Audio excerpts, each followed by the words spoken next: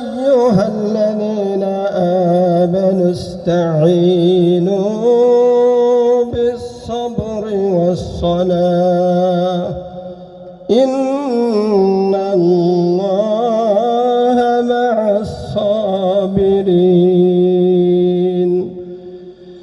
ولا تقولوا لمن يقتل في سبيل الله أموات بل أحياء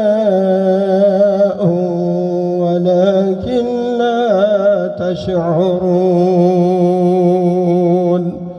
صدق الله العظيم। অত্র আয়াতে মহান আল্লাহ রাব্বুল আলামিন ইরশাদ করেন, হে মুমিন,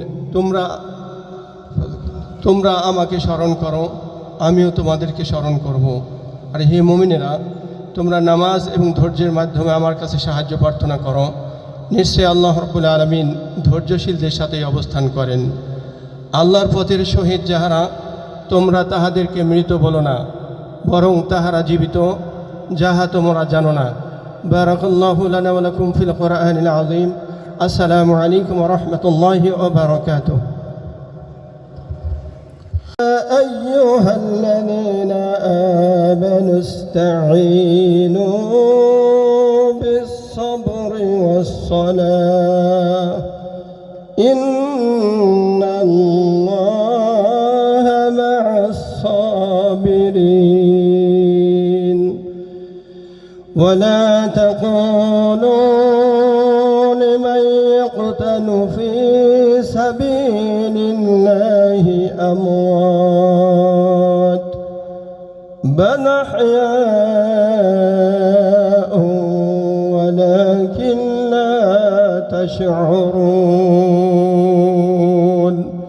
صدق الله العظيم।